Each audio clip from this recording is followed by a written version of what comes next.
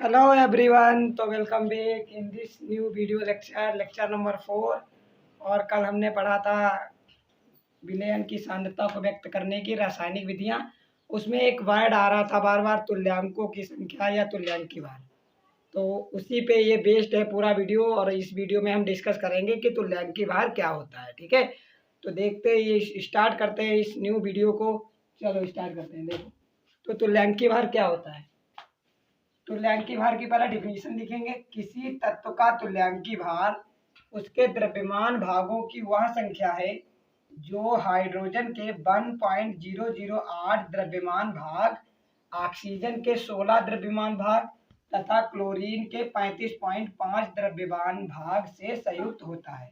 इसका मतलब है किसी तत्व का तुल्यांकी भार है जो वह, अगर कोई रिएक्शन हो रही है, कोई केमिकल रिएक्शन हो रही है, उसमें कोई तत्व हाइड्रोजन के 1.008 से कितने भाग से जुड़ रहा है, ऑक्सीजन के 16 ग्राम द्रव्यमान भाग से कितना जुड़ रहा है तथा क्लोरीन के 35.5 द्रव्यमान भाग से कितना जुड़ रहा है। तो इसका मतलब होता है तुल्यांकी भार। तुल्यांकी भार का मतलब है कि वह तत्व हाइड्रोजन के कितने द्रव्यमान भाग से जुड़ रहा है, ऑक्सीजन के कितने द्रव्यमान भाग से जुड़ रहा है और क्लोरीन के कितने द्रव्यमान भाग से जुड़ रहा है, उसे कहते हैं तुल्यांकी भार। तो ये रही तुल्यांकी भार की डिफिनीशन। ठीक है, अब ये फार्मूला है, मेन फार्मूला, इसे याद रखेंगे। तो तुल्यांकी भार बराबर होता है परमाणु भार या अणुभार और बटे में है यन। अब ये यन क्या है, ये देखो, यन बराबर है संयोजकता हो सकती है, अम्लता हो सकती है, क्षारकता हो सकती है और आवेश हो सकता है। ठीक है, तो तुल्यांकी भार दोनों का हो सकता है, किसी अणु का भी तुल्यांकी भार हो सकता है और किसी तत्व का भी तुल्यांकी भार हो सकता है, या किसी परमाणु का भी तुल्यांकी भार हो सकता है। अगर किसी परमाणु का तुल्यांकी भार हमें निकालना है तो क्या रखेंगे, ऊपर उसका परमाणु भार रखेंगे और बटे में यन। और यन क्या है वो मैं आपको बता चुका हूँ, यन क्या है, परमाणु की संयोजकता।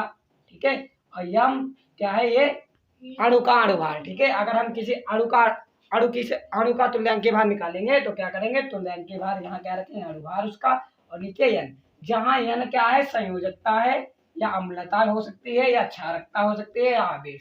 संयोजकता किसकी हो सकती है, जैसे कोई परमाणु है, अगर हम परमाणु का तुल्यांकी भार निकालेंगे तो ऊपर उसका परमाणु भार रखेंगे और नीचे क्या रखेंगे, उस परमाणु की संयोजकता। अम्लता क्या होगी, किसी भी क्षार की क्या होती है, अम्लता होती है। ठीक है, और किसी भी क्षार की अम्लता होती है, और किसी भी अम्ल की क्या होती है, क्षारकता होती है। और ये क्या है, आवेश। तो देखो कैसे निकालेंगे, यहाँ देखो, जैसे कुछ लिखा है क्षार और उनकी अम्लता, देखो समझो, NaOH है।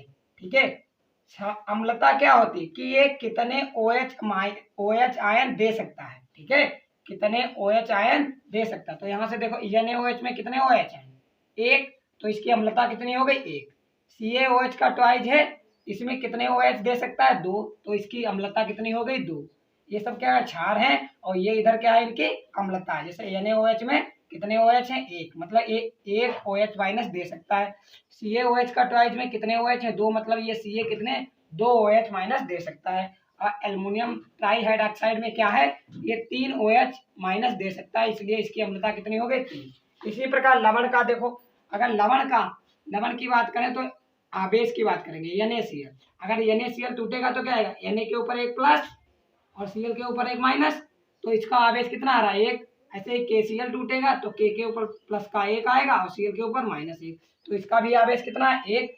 CaCl2 जब टूटेगा तो Ca के ऊपर प्लस के दो आएंगे और Cl के ऊपर माइनस एक आएगा, और दो Cl है इसलिए -2, तो इसकी आवेश कितना हो जाएगा, दो। ऐसे AlCl3 टूटेगा तो एल्युमिनियम के ऊपर 3 प्लस आएंगे, तो यहाँ पे 3। MgCl2 टूटेगा तो मैग्नीशियम के ऊपर 2 प्लस आएंगे, तो इसका आवेश कितना हो गया, 2। ठीक है, तो ये सब n की वैल्यू है। ऐसे देखो परमाणु, अगर परमाणु की संरचना Na है, Na हमें पता है सोडियम का एटॉमिक नंबर कितना होता है, 11। अगर हम सोडियम का इलेक्ट्रॉनिक विन्यास करेंगे तो 2 8 1। ठीक है, 2 8 1, तो बाहरी कोश में कितने इलेक्ट्रॉन आते हैं, एक, तो सोडियम अपना एक इलेक्ट्रॉन देगा ना, तभी तो उसकी बाहरी कक्षा में 8 इलेक्ट्रॉन बचेंगे, सोडियम अपना एक इलेक्ट्रॉन दे देगा, मतलब उसकी संरचना कितनी है, एक। ऐसे कैल्शियम कितना होता है, 20। जब हम इसका इलेक्ट्रॉनिक विन्यास करेंगे तो बाहरी कक्षा में कितने इलेक्ट्रॉन मिलेंगे, हमें 2।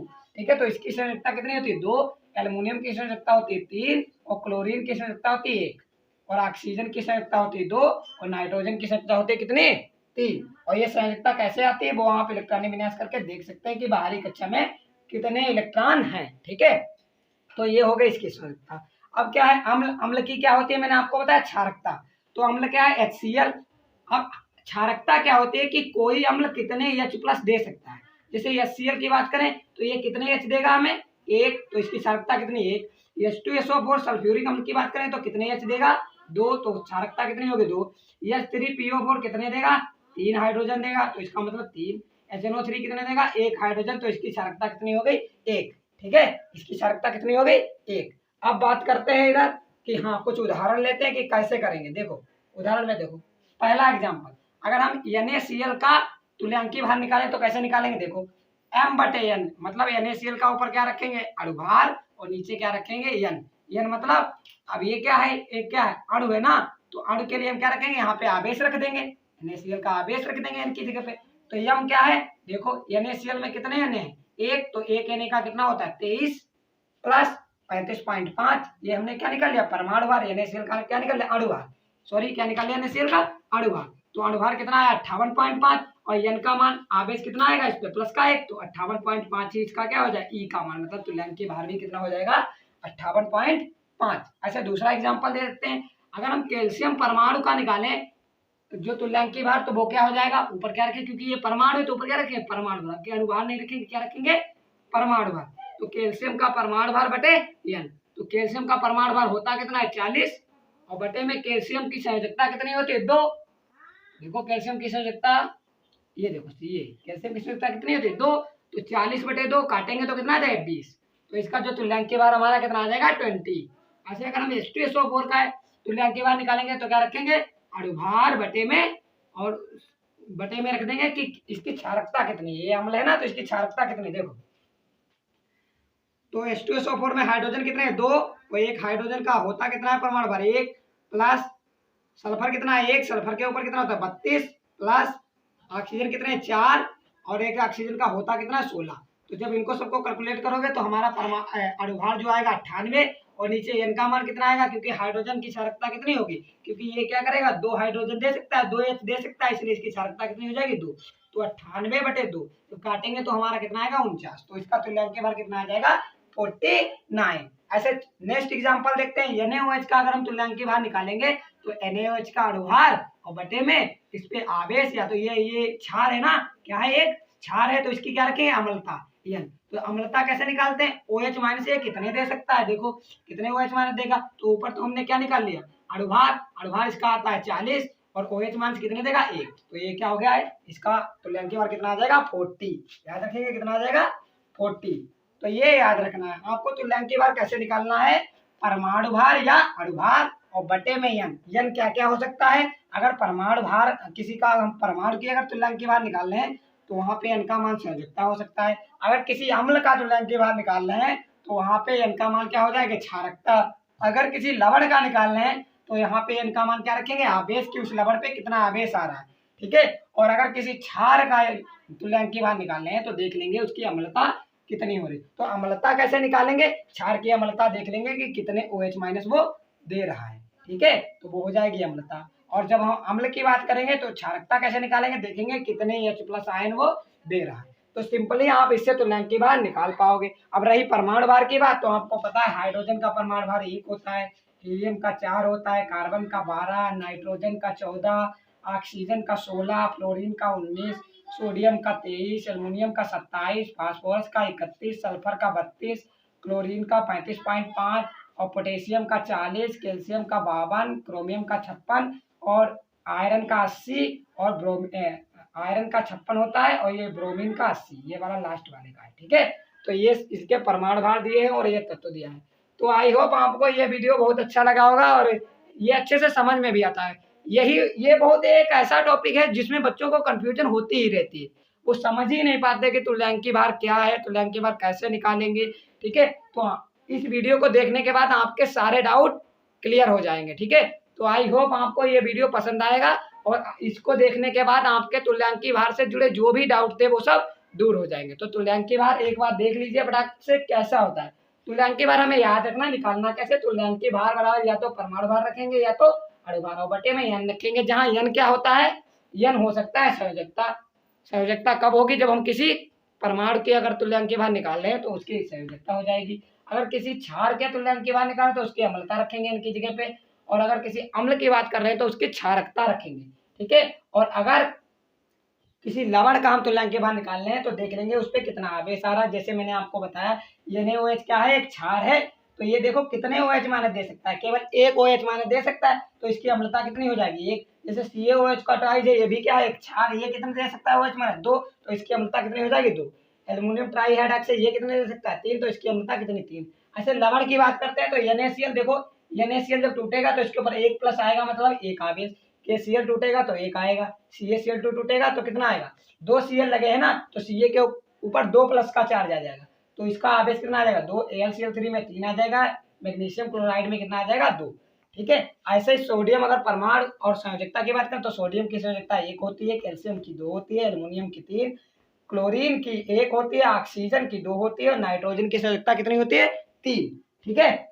ऐसे अम्ल की बात करेंगे तो अम्ल की क्या होगी? क्षारकता।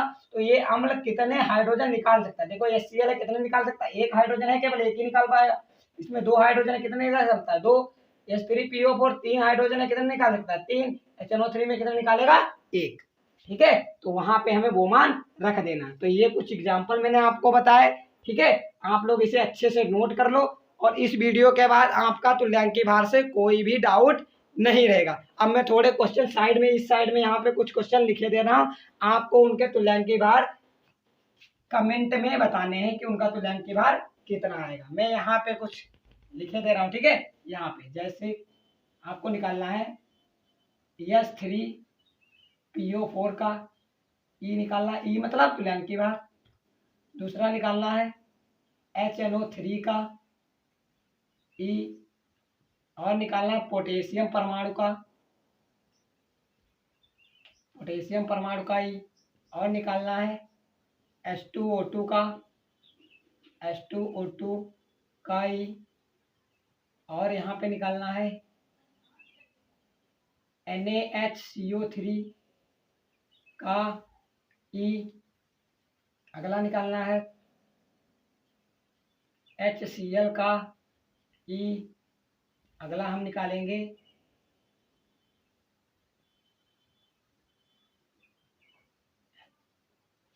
H2SO7 का E, ठीक है। इतने आपको होमवर्क में इनके तुल्यांकी भार निकालने हैं, ठीक है। तो कैसे निकालेंगे? सिंपली अगर आपने इस वीडियो को अच्छे से देखा है और समझा है तो आप आराम से इनके क्या निकाल पाएंगे? तुल्यांकी भार निकाल पाएंगे। और इन सभी का आंसर हमें कमेंट में चाहिए। ये पहला है, ये दूसरा, ये तीसरा, ये चौथा, ये पांचवा, ये छठा, ये सातवां, ठीक है। अगर आप तुल्यांकी भार निकाल पाएंगे तो आगे जो हम न्यूमेरिकल करेंगे विलयन की नॉर्मलता की, वो आप आसानी से कर पाएंगे। इसलिए मैंने ये 60 वीडियो जो है तुल्यांकी भार के ऊपर बनाया है, ठीक है, कि आपके तुल्यांकी भार से जुड़े सारे डाउट क्लियर हो जाए। क्योंकि अगर आप तुल्यांकी भार अच्छे से नहीं समझ पा रहे हैं, तुल्यांकी भार नहीं निकाल पा रहे हैं, तो तुल्यांकों की संख्या नहीं निकाल पाएंगे। अब अगर आप तुल्यांकों की संख्या नहीं निकाल पाएंगे तो विलयन की नॉर्मलता आप नहीं निकाल पाएंगे। इसलिए मैंने ये वीडियो बनाया, ठीक है। I hope you will be understand very properly in this video.